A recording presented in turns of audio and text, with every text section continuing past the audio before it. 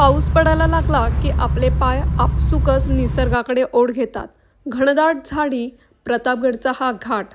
आज मी तुम्हाला घेऊन जाणार आहे अशा ठिकाणी जेथे अफजलखानालाही यायला भाग पाडलं होतं आपल्या शिवाजी महाराजांनी।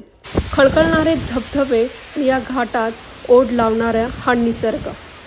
आपण आहोत प्रतापगडच्या पायथ्याशी असलेलं पारसोंड रामवर्धायणीचं हे मंदिर।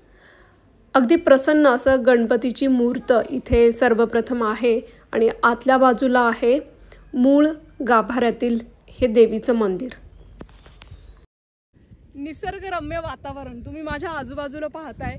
पावसाळ्याचे दिवस आहेत आणि खूप सुंदर आपल्याला मानसिक समाधान देणारं, आपल्या डोळ्याचं पारणं फिटेल असं निसर्ग सौंदर्य।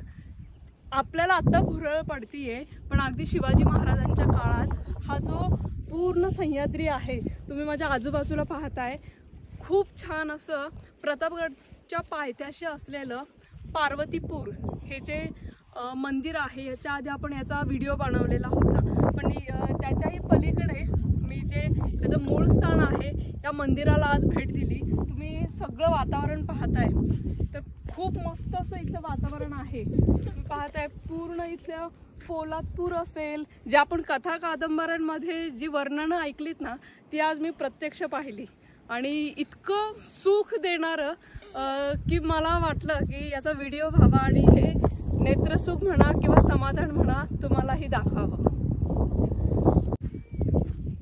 हे आहे रामवर्धायणीचं मंदिर आणि त्याच्या आजूबाजूचा हा परिसर।